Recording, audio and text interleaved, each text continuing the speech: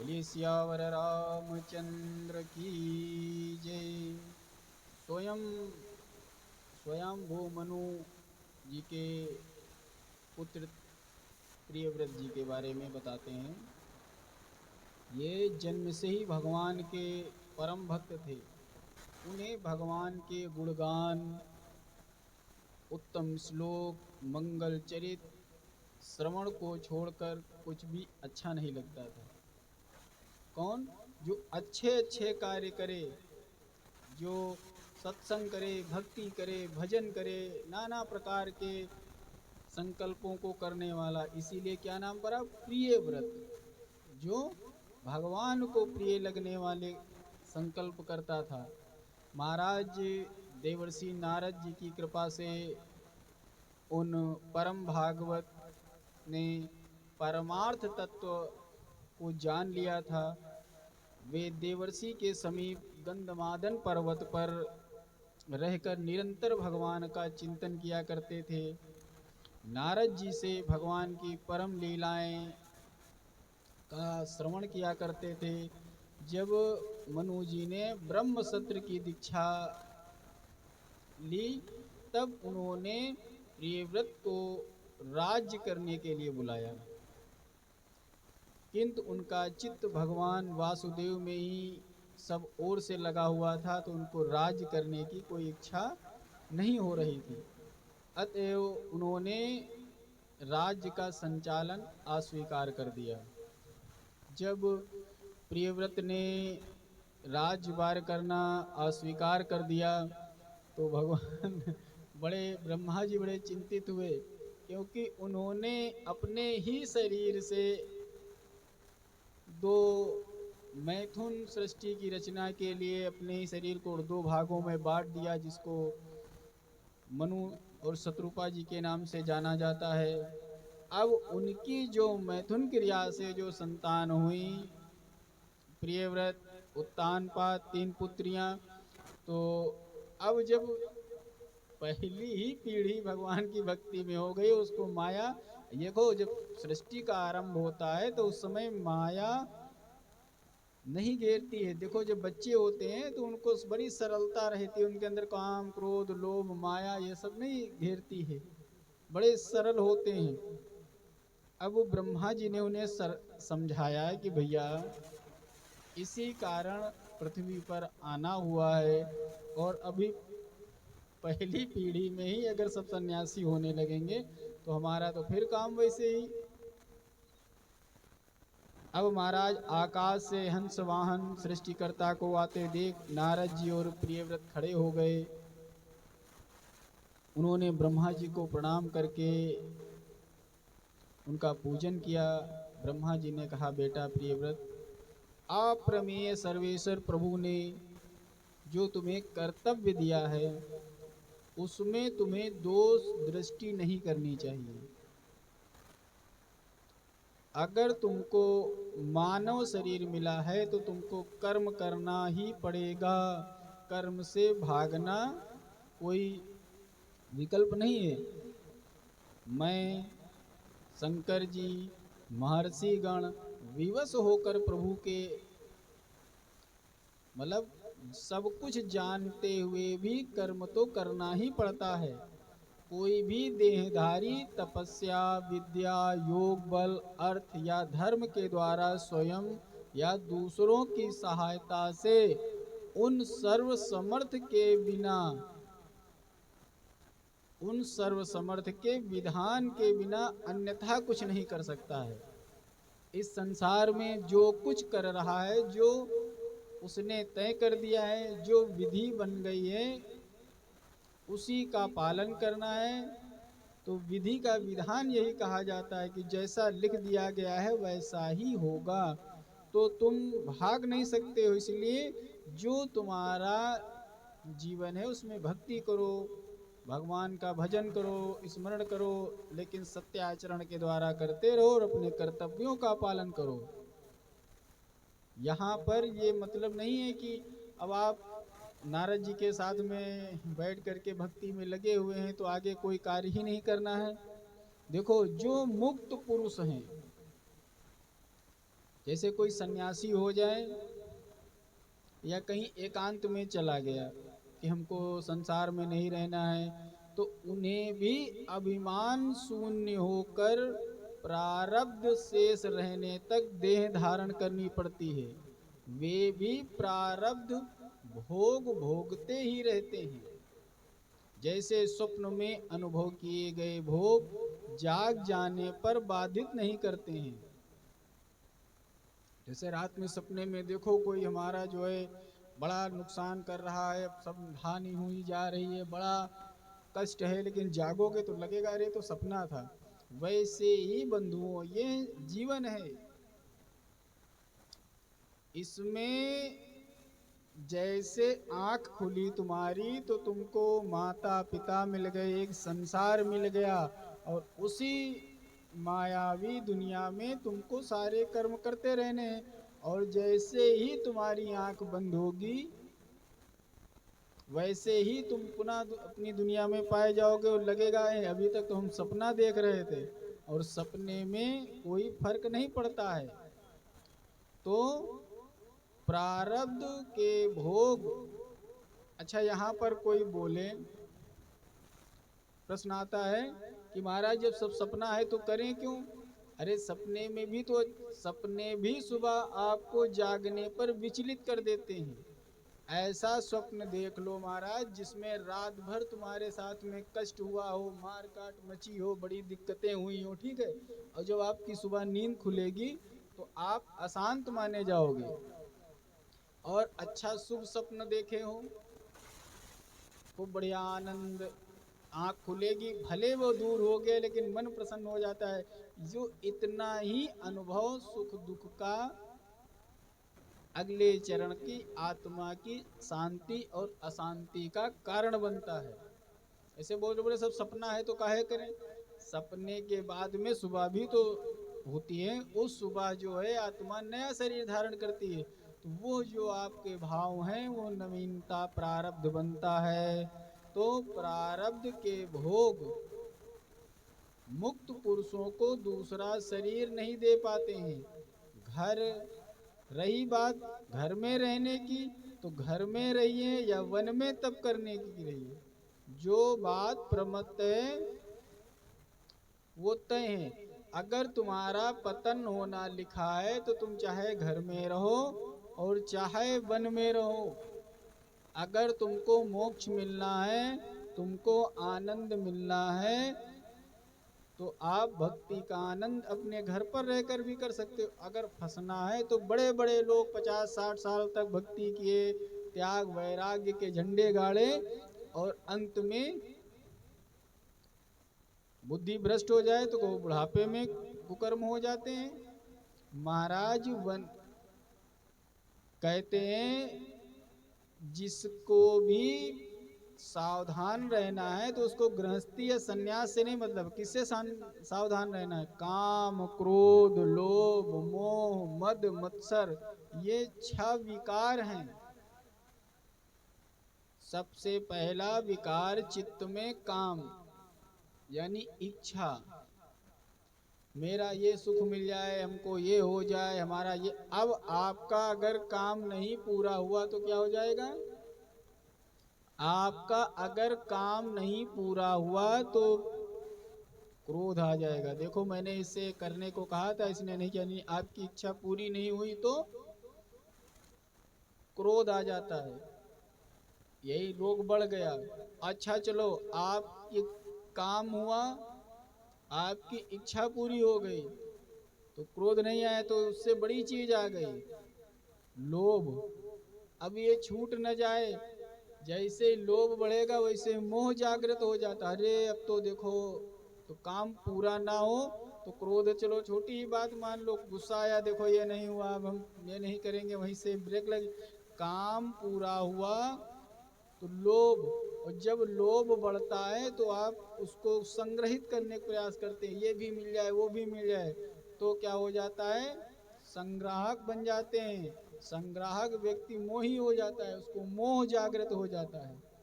अब जो हमें मिला है ये हमसे छूटे ना, और ये दूसरे के पास नहीं जाना चाहिए। तो क्या हुआ? उस लोभ ने मद उत्पन्न कर दिया तो अहंकार आ गया। अब तुम कामी हो गए, तुम लोभी हो गए, तुम्हारे अंदर अहंकार आ गया, तो क्या करोगे? तुम्हारे अंदर मत्सर हो जाएगा, तुम्हारे अंदर ईर्ष्या दूसरों से होने लगेगी। क्या?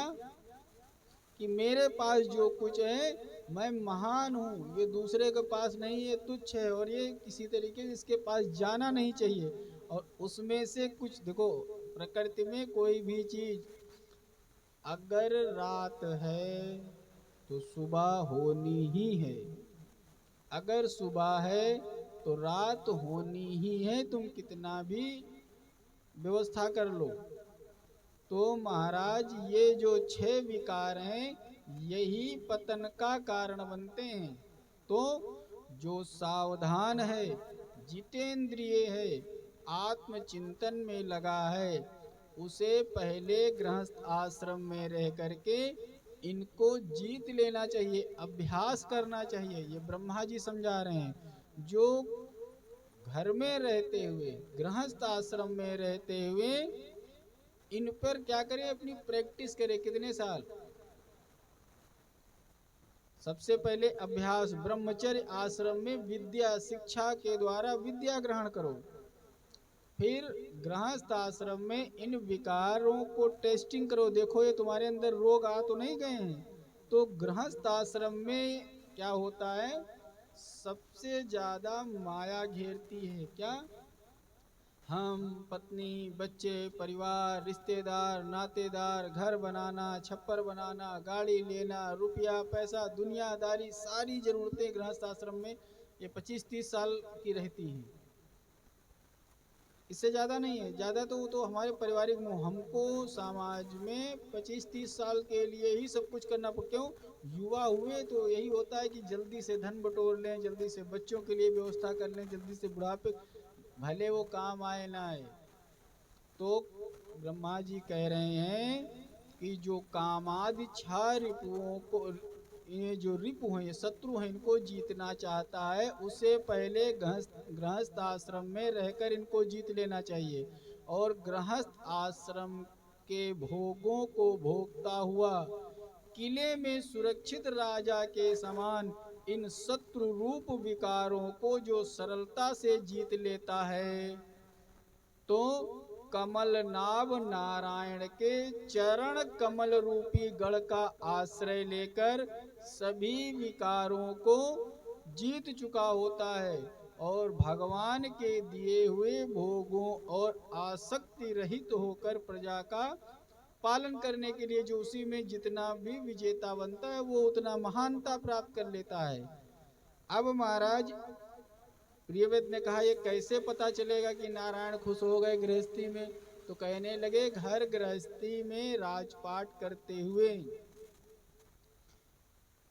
सदगुरु रूपी भगवान, यानी नारद जी के गुरु, प्रियव्रत के गुरु नारद जी थे। तो टेस्टिंग कर लो कि हमारे साथ में शरीरधारी सदगुरु हैं, इनके बताए मार्ग पर मैं चलूंगा, ये जो कहेंगे ये करना है ये पुण्य है, और जो ये नहीं करने कहेंगे वो पाप है। अब प्रियव्रत ने कहा कि अच्छा ये ठीक है, क्योंकि इसमें हमको जीवन जीने के, देखो आश्रम पद्धति बता दी ब्रह्मा जी ने कि जीवन बहुत लंबा है, इसको 4 भागों में करो। एक में गुणवान बनो, एक में ऐश्वर्यवान बनो, फिर गुणवान ऐश्वर्यवान होकर के समझदार होकर के बन जाओ, विद्वान बन जाओ, अपनी विद्या का दान करो जो ब्रह्मचारी हैं।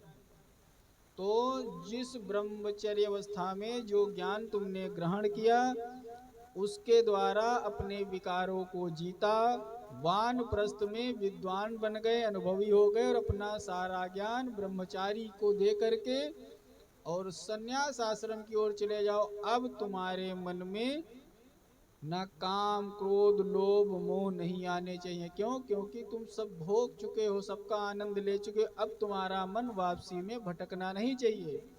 और अगर अभी आप युवावस्था में ही सन्यासी बन रहे हो तो आगे के जीवन में कहीं न कहीं कभी न कभी इच्छाएं जागृत हो जाएंगी, वापसी के चांस बने रहते हैं कि देखिए ये मैंने नहीं किया, मेरे को ये कर लेना चाहिए, हमारे जीवन में ये छूटा जा रहा है। इसलिए जब आप परिपक्व हो जाएं तब आप संन्यास आश्रम की ओर जाएं, क्योंकि संन्यास आश्रम हर आश्रम में क्षम्य है। ब्रह्मचारी बटुक अपने गुरु के द्वारा दंड पाकर मुक्त हो जाता है। गृहस्थ आश्रम में आप पंच महायज्ञ, जैसा कि सभी धर्मों में कुछ ना कुछ 5 तत्व बताए गए, हमारे क्या है, ऋषि यज्ञ, देव यज्ञ आदि सब संपन्न करते हुए सुबह उठिए, स्वाध्याय करिए, देवताओं की पूजा पाठ करिए, बलि वैश्य निकालिए, गाय कौवा चींटी इनको खिलाइए, ब्राह्मणों का अतिथि सत्कार करिए। तो जब पंच महायज्ञ करेंगे तो आपके ऋण उतर जाएंगे, देव ऋण पितृ ऋण आदि जो हैं वो सब उतर जाएंगे।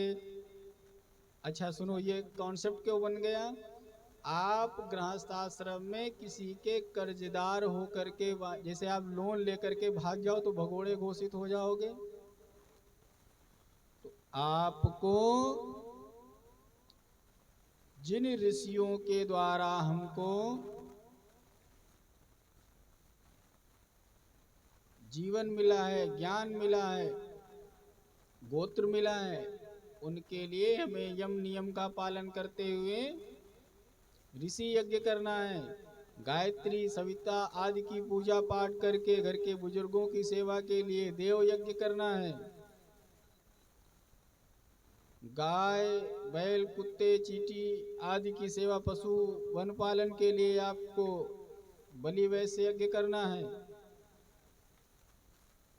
और देव आपको अतिथि सत्कार करना है, ब्राह्मणों का, आए हुए आगंतुकों का, मेहमानों का। महाराज प्रियव्रत ने अपने श्रेष्ठ ब्रह्मा जी की आज्ञा स्वीकार की, कहा चलो ठीक है सब काम करके तब इधर आ जाएंगे, लेकिन आएंगे जरूर। तो बोले हाँ ठीक है आ जाना, तुम पहले जाओ, जो काम मिला है उसको निपटाओ, जो कर्तव्य मिले, ये मानव शरीर कुछ काम करने के कुछ कर्तव्यों के अंतर्गत मिला, उन कर्तव्यों को पूरा, हाँ अपने प्रयास करो,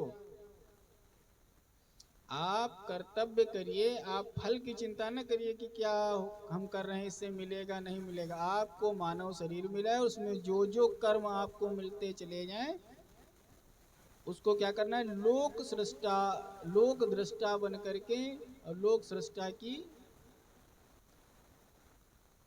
पालन नियमों को पालन करना है। तो लोक सृष्टा ने उनसे सत्कृत होकर अपने लोक को वो चले गए, प्रियव्रत को उपदेश दिया। अब प्रियव्रत नगर में आए, जो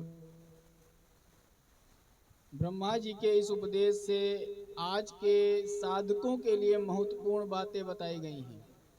कितना वो समझा, प्रिय देखो कोई भी कथा है, श्रवण है, वो किसी को सुनाई जाती है तो समझाया जाता है। आप बाल ब्रह्म देखो, तब सृष्टि ही चालू हुई थी, आत्माएं कितनी पृथ्वी की ओर ललायित हो रही थी, बहुत कम आत्माएं, स्वर्ग से कोई आत्मा पृथ्वी पर क्यों आएगी भाई रहने के लिए, क्योंकि जो इच्छा से चुनता है, मन की इच्छा से चुनता है कि हमको पृथ्वी पर जाना है, प्रथम सृष्टि में वही मनुष्य बनता है। ऑफर क्या रहता है कि तुम देवता बनते हुए जीवन भर सुख भोगा करोगे, लेकिन तुमको मोक्ष नहीं मिलेगा। इंद्र ने सीधे सीधे कह दिया था मुचकुंद जी से कि हम भाई मोक्ष नहीं दे सकते हैं, तो देवता बनते हुए ना तुमको मोक्ष मिल सकता है ना तुमको भगवान की शरणागति मिल सकती है। तो ऑफर क्या है, आपको मनुष्य योनि में आना है और इतना पुरुषार्थ सिद्ध करना है, या तो तुमको मोक्ष मिल जाएगा तो भगवान की शरणागति मिल जाएगी, जो हमारे धर्म का मेन कॉन्सेप्ट है कि हमें मोक्ष प्राप्त करना है, क्योंकि हम देवता तो थे ही, अगर देवता तो थे मनुष्य बनने आए, अगर हम मोक्ष ना प्राप्त कर पाए तो इतने महान राजा इतना महान यज्ञ करें कि हम देवता नहीं इंद्र का पद प्राप्त कर पाए। तो ये कॉन्सेप्ट है कि जो इंद्र बनता है वो मन जो सबसे पराक्रमी पुरुषार्थी, जिसका इतना पुण्य प्रबल हो कि वो पृथ्वी का भार उठाने के योग्य हो जाए, सृष्टि में वह सर्वशक्तिमान हो जाए। मनुष्य पुण्य से, धर्म से, कर्म से, यज्ञ बल से, तो देवता उसका सम्मान करने लगते हैं, उसके समक्ष देवता भी नहीं टिक पाते हैं। तो वो देवताओं के राजा इंद्रपद के लिए तो शास्त्रों में वर्णन आता है कि जिसने, आप तो इतनी आयु नहीं, जिसने 100 अश्वमेघ यज्ञ सिद्ध कर लिए पृथ्वी पर, उसको अगली योनि इंद्र की मिलती है। जैसे अभी जो इंद्र हैं, अब 12 अवतार के बाद में इसमें जो अगले इंद्र बनेंगे, जिन्होंने अपनी सारी संपत्ति भगवान को 3 कदम में दान कर दी थी, और जब नहीं 2 कदम में सब नप गया तो अपना सिर दान कर दिया था। वो अश्वमेघ यज्ञ ही करके इंद्र बनने की इच्छा कर रहे थे। तो भगवान के सामने जो इच्छा करी जाती है, तो अगले इंद्र, इसलिए जब कभी मंत्र बांधा जाता है तो याद दिलाया जाता है कि इस समय अगला पद खाली नहीं है, अभी बहुत 100 यज्ञ कर, अश्वमेघ यज्ञ पूर्ण करने के लिए युगों लग जाते हैं। अगले हमारे इंद्र होंगे महाराज बलि। तो उनको आशीर्वाद दिया कि पाताल में रहिए, अगले इंद्र बनिए। अब हम लोगों को समझना चाहिए, आज के साधकों के लिए ये बहुत महत्व की बातें बताई गई हैं। किसी भी उत्तेजना या दुख के कारण घर का त्याग करना कल्याणकारी नहीं है। घर छोड़कर बाहर जाने से अधिक भजन होगा, ये मन का भ्रम है। जब तक मन में काम, क्रोध, लोभ, मोह, मद, मत्सर है, तब तक घर छोड़ देने पर भी पतन का भय बना रहता है। अगर आप वास्तविक रूप से भगवान को पाना चाहते हैं, मोक्ष मार्ग के पथिक हैं, तो उनके लिए बाहर तो अब समय और ही खतरनाक है। आज की स्थिति में देखिए, जो भोग विलास ऐश्वर्य से बचने के लिए साधु सन्यासी आश्रम आदि में रहते हैं, वहां पर अब यहाँ से ज्यादा भाग दौड़ करनी पड़ती, मन बचाना पड़ता है। घर में एक बार अगर आप संयमित होकर के तो जीविकापार्जन के लिए परिश्रम करेंगे, सुबह शाम भगवान का भजन करिए, बच्चों को, परिवार को, अपने मित्रों को भगवान का स्वरूप मान करके व्यवहार करिए, बड़ा आसान है। यथाशक्ति भगवान का भजन करते रहो। और वहीं तुम सन्यासी बन के चले गए तो क्या करोगे? सबसे पहले तो आधे लोग तुमको ठगे समझेंगे। अब समाज में कैसे पता करोगे कि जो भिक्षावृत्ति में तुमको अन्न मिल रहा है वो पवित्र है, धर्मात्मा का है, शुद्ध है? कैसे पता करोगे? तो शुद्ध अन्न के लिए तुमको परिश्रम करना पड़ेगा। तो भैया बड़ा मुश्किल है। यहाँ कह रहे हैं कि बाहर जाने से अधिक भजन होगा। ये तो हमारे हिसाब से लग रहा है सही बात नहीं है, ये मन का भ्रम है कि हम कहीं भाग जाएं, एकांत में अरे बैठे रहें रोटी के लिए, तो कहीं जाओगे, चलो कहीं आश्रम में चले गए, रोटी मिल रही है, भजन हो रहा है। जैसे ही देखो गृहस्थियों का दान आता है, वो दान आप हजम करने के लिए आपको मंत्र पूजा पाठ, जरा सा चूक गए तो बुद्धि भ्रष्ट हो जाएगी। महाराज यहाँ पर ब्रह्मा जी ने सही बोला है कि हर जगह पर तुमको दंड की प्रक्रिया है, लेकिन सन्यास का दंड जो होता है, सन्यास में अगर आप बिगड़ रहे हो तो वो दंड बड़ा भयानक होता है। अब भगवान के चरणों का आश्रय लेकर भगवान नाम जप करते हुए, अपने कर्तव्य का पालन करते हुए, घर में ही रह करके इन दोषों को जीतना चाहिए। इन शत्रुओं से बचे रहने के लिए घर एक सुरक्षित किला कहा गया है। अब जो घर में इन दोषों से घबराता है कि हमें को घर में काम घेरेंगे, क्रोध दिला रहे हैं लोग, घर में बड़ा मोह है, तो यहाँ घर से ज्यादा बाहर बड़ा मोह है। आप बाहर की कठिनाई देखिए तो आज व्यक्ति ऐसा जीवन जी रहा है, हर व्यक्ति की दृष्टि में धन गड़ा हुआ है। कैसे अगले, देखो व्यापार पहले मोल चुकाता था कि मैंने फला सामान इतने का लिया, इतना परिश्रम हुआ, इतने में सेवा करके दे दूंगा। अब तो देखो भैया, एक छोटे से परिश्रमिक से लेकर के पारिश्रमिक को देख लो, मेहनत नहीं करना चाह रहा है, लोग सेवाओं से भाग रहे हैं। हर व्यक्ति सोच रहा है कैसे बैठे बैठाए धन मिल जाए। ये कर्तव्य नहीं है, आपको मानव सेवा करनी है। आपके शरीर से अगर आप किसी से पैसे ले रहे हो, उससे अपना परिवार चला रहे हो, तो अपने शरीर से उस पैसे के बराबर उसको परिश्रम दो, तब वह पैसा सात्विक माना जाएगा। किसी से ठग लिया, किसी से झूठ बोल करके, किसी से चोरी करके अगर उसका मोल नहीं चुकाया गया, तो यही तो अपनी इच्छा पूरी कर ली, ये काम के अंतर्गत आता है। अगर चलो ठीक है, किसी क्या किया, किसी से तुमने बेवकूफ बना के 500 रुपया ले लिया, पूरे दिन मजदूरी करने के लिए उसका काम नहीं किया। आज किसी से समझना ध्यान दे करके, यहाँ किसी की बुराई नहीं हो रही है, आज आपने किसी से 500 रुपया ऐंठ लिए और उसके बराबर परिश्रम नहीं किया, और दूसरे दिन कोई आदमी तुमको जब काम करने गए तो ऐसा मिल गया कि अब वो सुबह से तुमसे जबरदस्त मेहनत करा रहा है, लेकिन अब तुम्हारा वो कल वाला काम नहीं सिद्ध हो रहा है कि बैठे बैठे आनंद से 500 मिल जाए। तो यहाँ पर तुम्हारे अंदर क्या होगा, बहुत मालिक खराब मिल गया है, लटा आदमी मिल गया है, क्रोध बढ़ जाएगा, ये हो सकता है। और चलो दूसरे दिन भी अगर कोई सरल व्यक्ति मिल गया तुमको,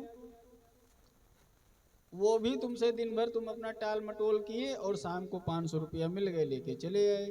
अब अगर ये कहीं महीने भर ऐसा ही अन्न तुमने खा लिया, तो महाराज फिर अब आप ऐसे ही कामों को खोजने लगोगे, लोभवश।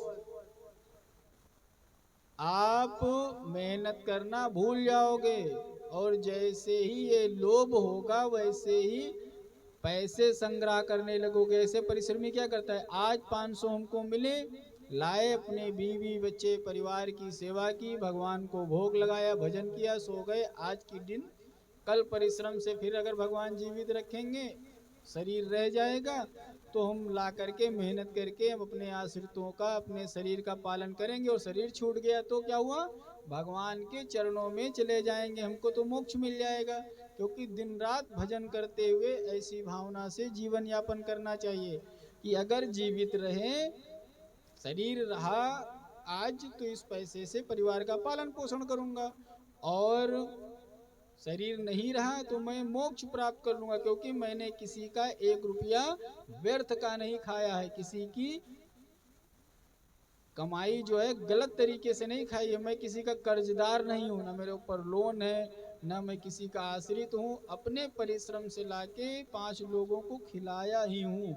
अगर आज हमारे प्राण छूट जाएं तो हमारे पर कोई दिक्कत नहीं। लेकिन यहाँ क्या हो गया है, काम की पूर्ति के लिए लोभ, लोभ की पुष्टि बनी रहे, मोह हो गया, पैसा मेरे पास आए, और पैसा ज्यादा आ गया तो क्या किया, अपने पैसे को बढ़ाने के लिए अहंकार आ गया, मद मत्सर, ब्याज देना, ये है, लूट लेना, ठग देना। अब काम, क्रोध, लोभ, मोह, मद मत्सर, ये सब विकारों में, ये सब अंतर आत्मा को बीमार करने वाले रोग हैं। यहाँ पर भयभीत हम लोग हो जाते हैं कि हम कल नहीं रहेंगे तो क्या होगा, ऐसा सोच। भैया पता नहीं कितने आए और कितने चले गए। हम लोग दूसरा पुराणों का उदाहरण न देखिए, हमने बचपन से देखा है कंपनी को। वो कंपनी इतनी करोड़पति हो गई, इतने रुपए पैसे, फ्लाइट, अखबार, दुनियादारी इतनी महान, और वही कंपनी कर्जे में डूब करके वह व्यक्ति इतना अरबपति व्यक्ति चोरी से अपनी माँ के संस्कार में बेड़ियों में बंधा हुआ आता है अपनी मम्मा को देखने के लिए। ऐसा पैसा किस काम का? और अंततः तक राजदंड भोगा, और आज तक करोड़ों व्यक्ति उसको श्राप दे रहे हैं जिन जिन के धन को उसने अपने मोह का शिकार बना के फंसा के चला गया। 1 रुपया ले गया। बड़े बड़े राजे महाराजा महल किले देख करके आओ, बाहर नौबत बनी मिलती तुमको हर किले के बाहर। कहते हैं 24 घंटे नौबत बजने वाले घर की आज ईंटें खंडहर पड़ी हैं, तो तुम्हारे रहने से पूरी दुनिया नहीं सुनी हो गई। आज देख लो, उससे अच्छी चीजें हैं, उन जहाज उड़ रहे हैं, सड़कें बढ़िया बनी हुई हैं, अच्छे मौज मस्ती, बिजली, पानी, मोबाइल, पंखा, इंटरनेट सब चल रहा है सब। वो पुराने लोग मर गए तो क्या सृष्टि थोड़ी खत्म हो गई? या हम तुम जिस दिन नहीं रहेंगे उस दिन दूसरे दिन क्या?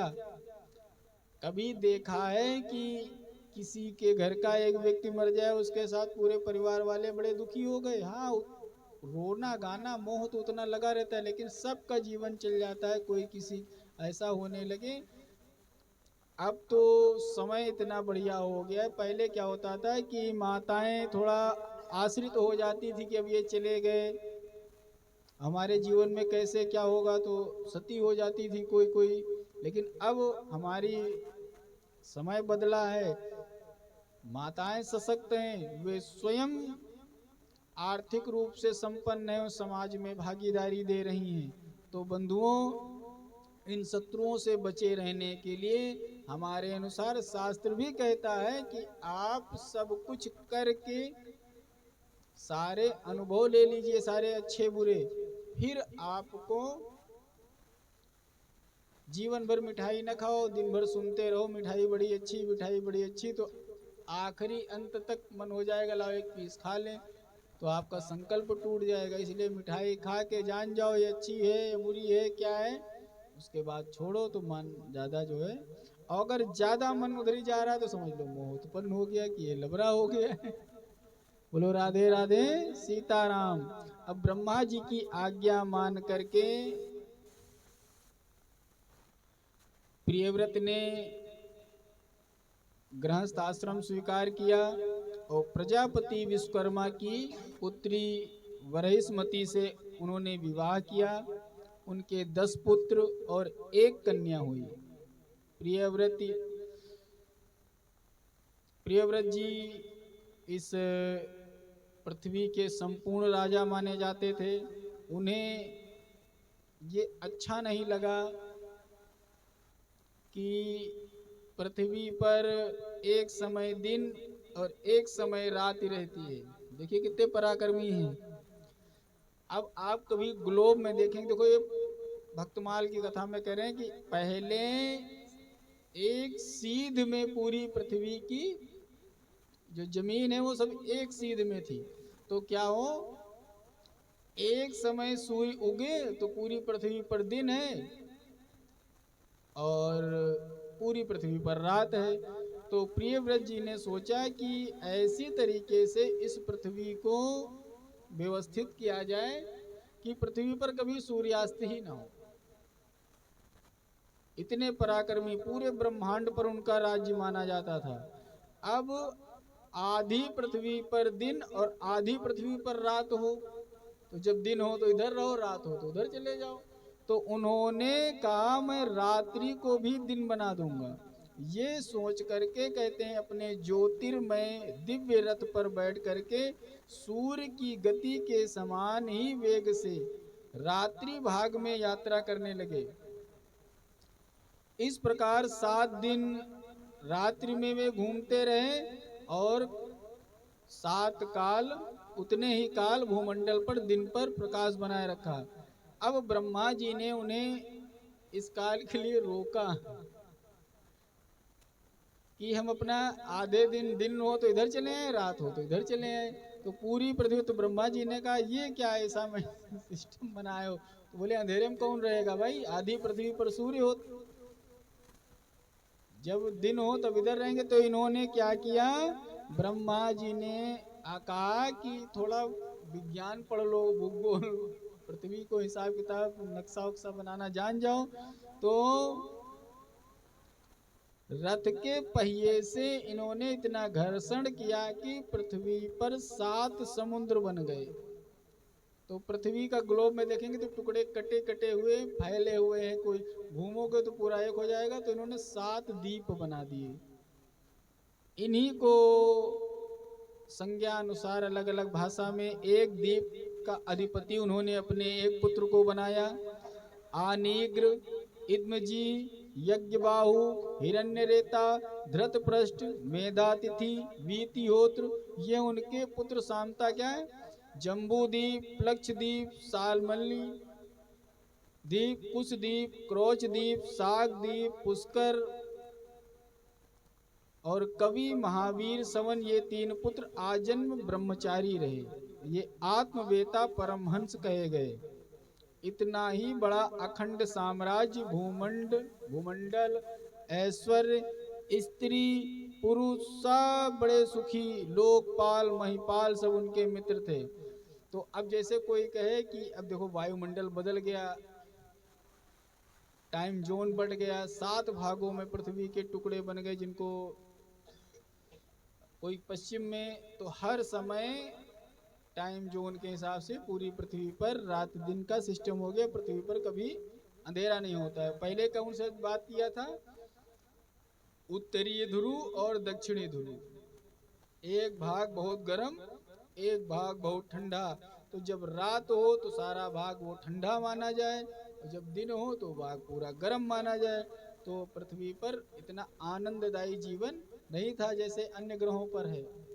अब महाराज बड़ा विधिवत राज्य किया, अपने पुत्रों को सभी द्वीपों के राजा बनाया, और परम भक्त प्रियव्रत इन सब का तनिक मोह नहीं लगता था कि मैं इतनी बड़ी पृथ्वी का सम्राट हूं, इतना बड़ा पुरुषार्थ कर दिया।